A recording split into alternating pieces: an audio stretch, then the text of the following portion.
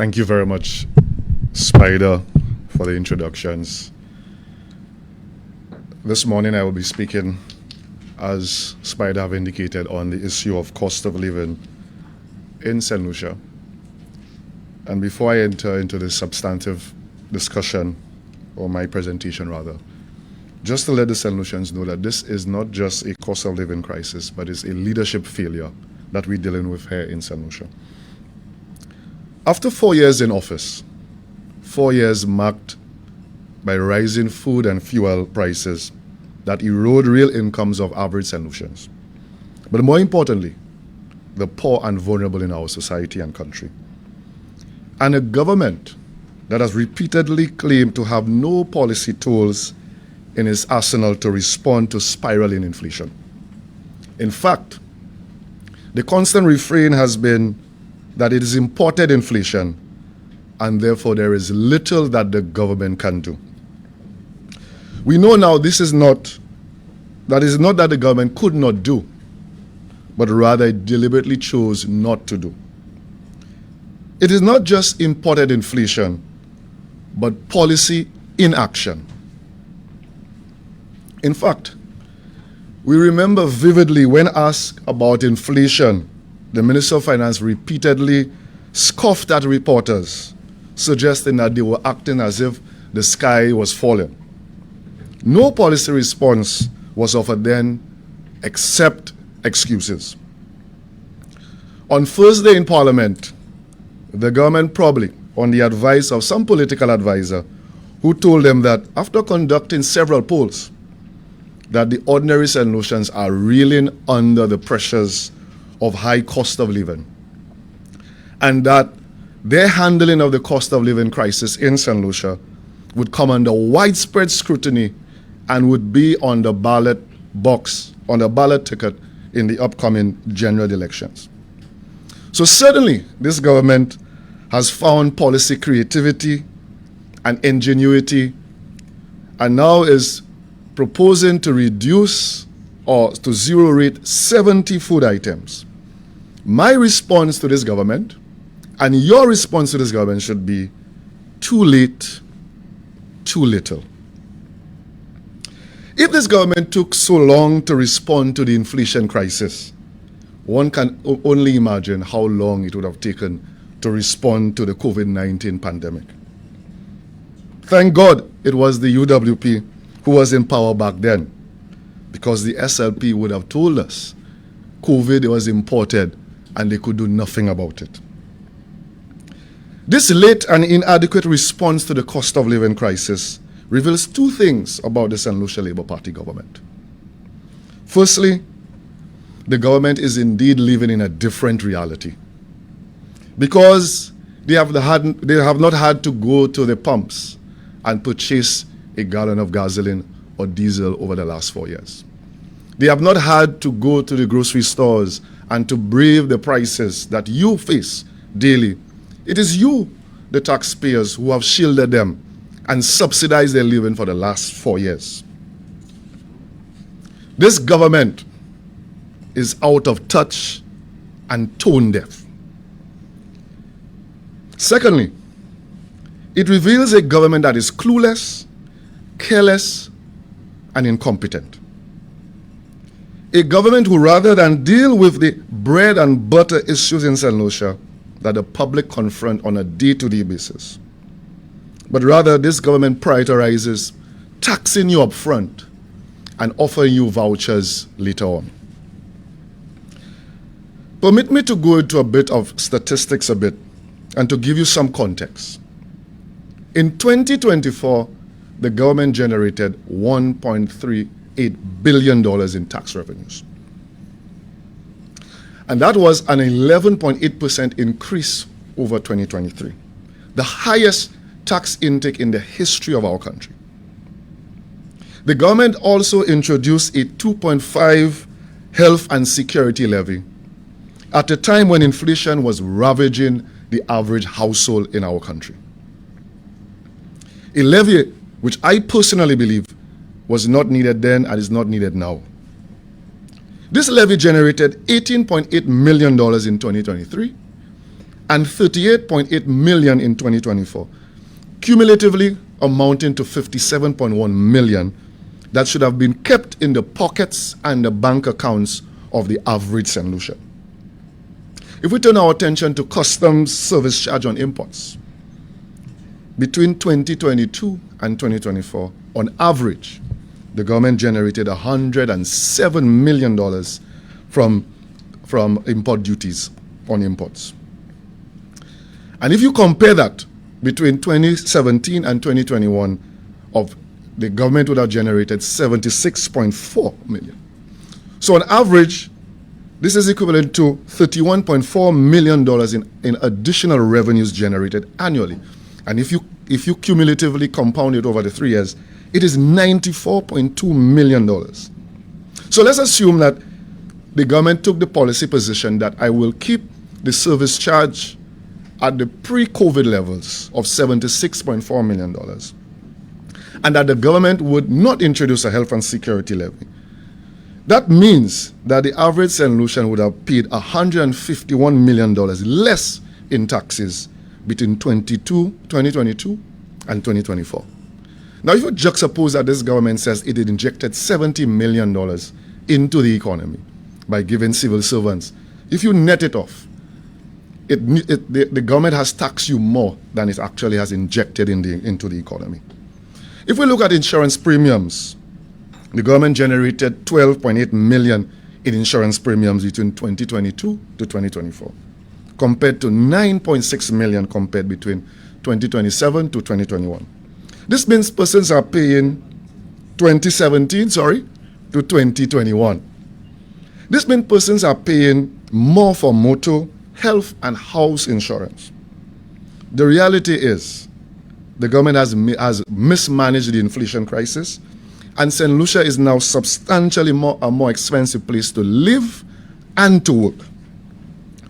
On the issue of fuel prices, while I will provide a more detailed account and analysis, and some have asked me to produce data and evidence to support my claims on this, I will proffer a few views on this burning issue that is impacting the St. Lucian public.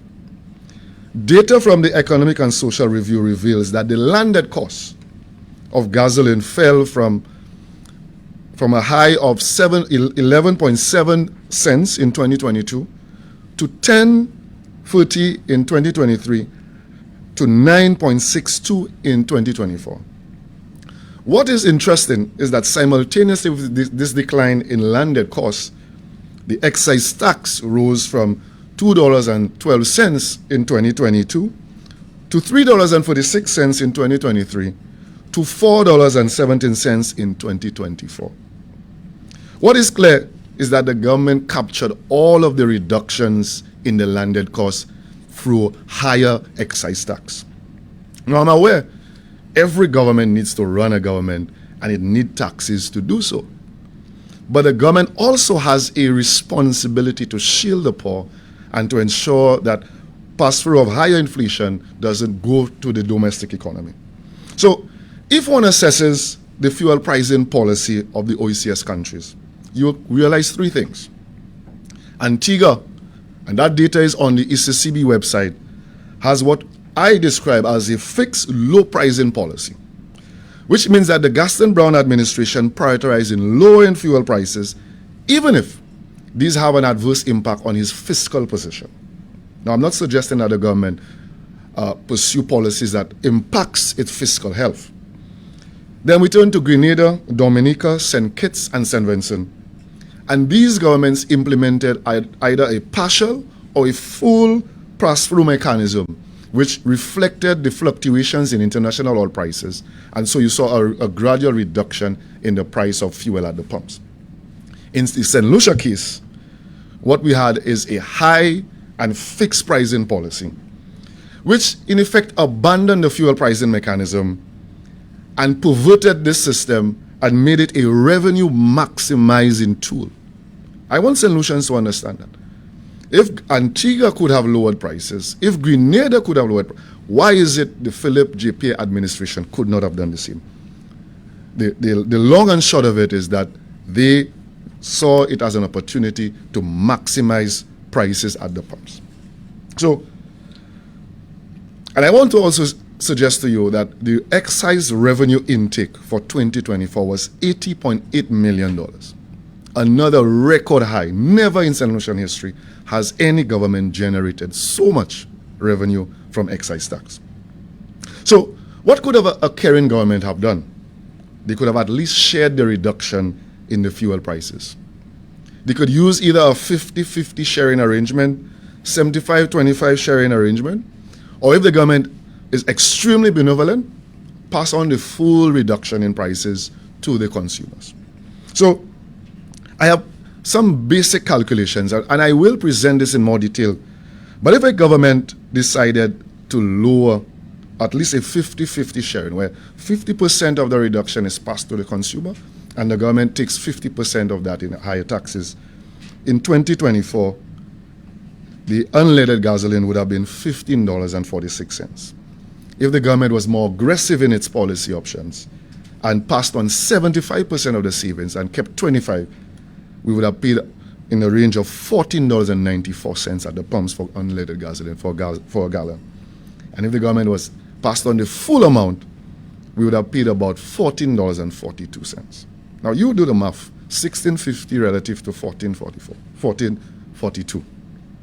The government alternatively could have removed the service charge of 6% on there entirely. These are options that was available to the government. The question is, why did the government not choose to do so? I heard in Parliament, they spoke about the removal of VAT on construction items and on food items. I tell you, this is yet another failed and ill-conceived policy that forgoes revenue but does not achieve its targeted intent. I asked the government to tell St. Lucians how much revenue has been forgone to date on this construction stimulus package. Because I know, and the reality is, the persons benefiting from the VAT removal on construction items are seated in the Philip G. Pierce cabinet. The notion that the policy is being used to stimulate the construction sector and the tourism sector is misleading, because the tourism sector attracts incentives, and therefore to say that this policy is targeting the tourism sector, it is misleading at best and is not designed to target the tourism sector. A UWP government will design policies to stimulate the construction sector and put monies directly in the hands of the average St. Lucian. And I want to put on record and to remind St. Lucians that the singular and biggest disinflationary policy that was ever introduced in our history is the reduction of VAT from 15% to 12.5%. Can you imagine what you would be facing at the pumps or on the grocery shelves if VAT was at 15%? I now turn to the issue of the food vouchers. We found out on Thursday that a major disinflationary policy of the Labour Party is the handing out of vouchers. I have looked through the estimates of revenue of expenditure in search of a national food voucher program, but could find none. I want the government to tell the public which agency is leading on this program, how much has been allocated, and how is it disaggregated by constituency. What is the eligibility criteria for accessing food vouchers in St. Lucia? We all know it is the parliamentary rep that decides who gets food vouchers. It is not a national program. It is a political program to secure votes of the poor and powerless in our country. It is time we return dignity into social programs in our country. I heard the government chastising and threatening retailers to ensure they pass on the reduction to consumers. What this means, what this government should do is sit with stakeholders and ascertain what the price will be of these 70 items with the reduced VAT on there. Then this government would then post these prices and have these prices all over the country so persons are not burdened. You are now asking the same consumers to be able to determine which prices are lower, who's passing it on. This is a lazy and clueless administration. Make it make sense, please, Mr. Minister. This government has failed on all accounts where inflation is concerned. Food, fuel. It introduces taxes when inflation is high and introduces disinflationary policies when the economy is experiencing deflation. This is a confused government in St. Lucia's history, the most confused in St. Lucia's history. And we are the ones paying for their incompetence at the pumps and the grocery shops. In closing, I would like to remind you, St. Lucians, that a government that is clueless need not occupy nor benefit from the status of public office. To care is to share. To care is to act with urgency. I thank you.